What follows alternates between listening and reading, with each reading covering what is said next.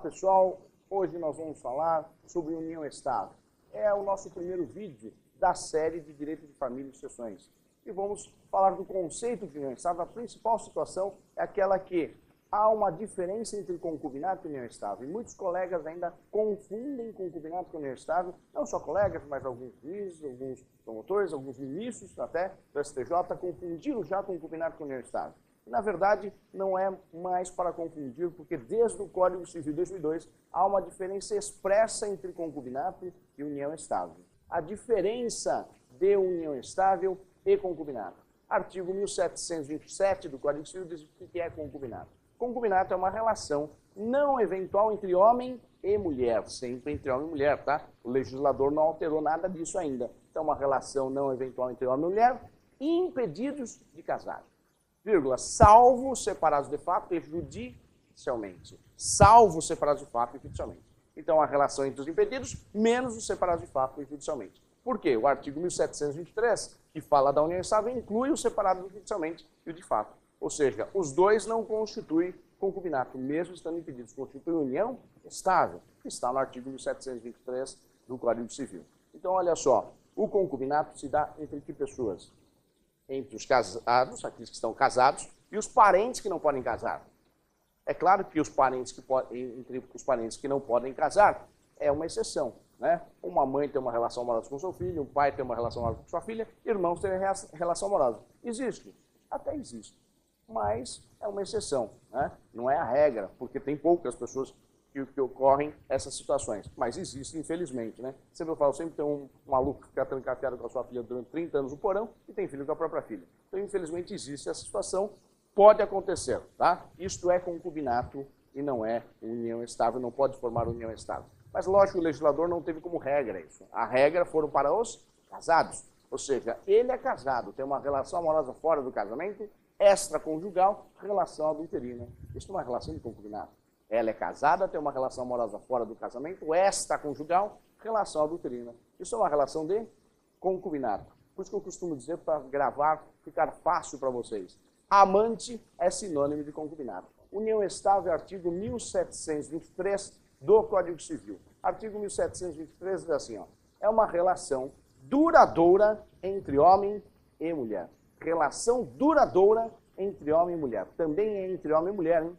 Ah, mas não pode dar entre homossexuais? Não, isso é união homoafetiva, que foi autorizada através de uma ADIM, que é a 4277 de 2011, pelo STF. A legislação não mudou. A legislação é somente entre homem e mulher. A ADIM, que autorizou a união afetiva como entidade familiar, colocou que os deveres e direitos são iguais da união estável. Mas não é união estável, porque quem muda a legislação é só o legislativo e não é o judiciário. O judiciário supriu a omissão da questão da união afetiva. Então, união estável não é união afetiva. A união afetiva foi levada a uma entidade familiar com os mesmos direitos e deveres da união estável. Então, só complementando agora o conceito de união estável, relação duradoura entre homem e mulher, desimpedidos de casar, incluindo-se os separados de fato e judicialmente. Agora, o mais importante, com o objetivo de constituir família. Aqui na união estável, o objetivo é de constituição familiar. Na união estável, o instituto é familiar. E no concubinato é o quê? É safadeza, é outra coisa. Aqui, na união estável, é família. E a família pode ter direitos assegurados de sucessão, alimentos, adoção, regime de bens. No concubinato, nada. Nada disso. Tem que ter prazo para constituir união estável? Tem que viver sob o mesmo teto para ter direito à união estável, constituir união estável? Olha só.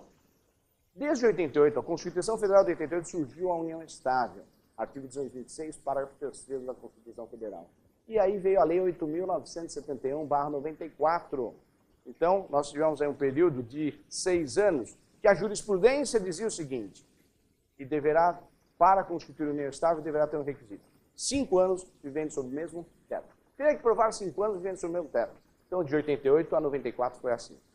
A lei de 94, que eu acabei de falar, Lei 8.971/94, de forma expressa, ela diminuiu o prazo. Colocou 2 anos sobre o mesmo teto. 2 anos sobre o mesmo teto.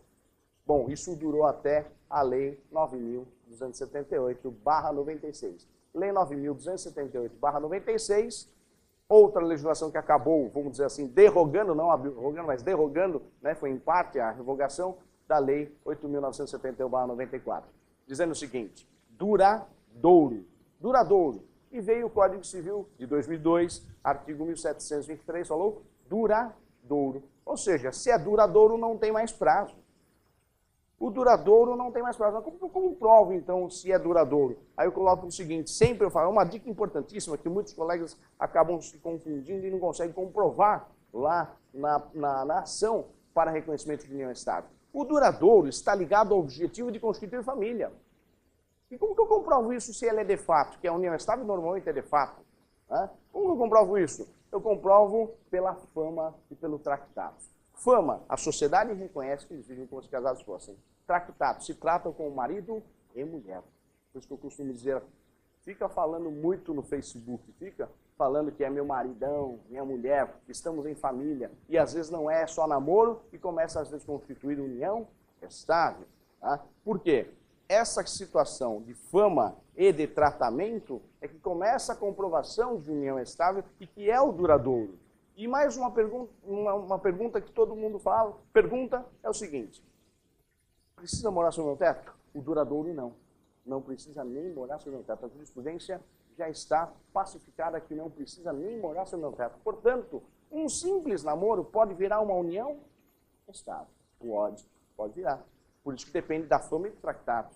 Se eu falo que eu sou namorado, eu sou namorado. Para todo mundo eu falo que é minha namorada. Aí não é união estável. Já estou falando para todos. Não tem fama de casado. Não tem fama de união estável e constituição familiar. Tá?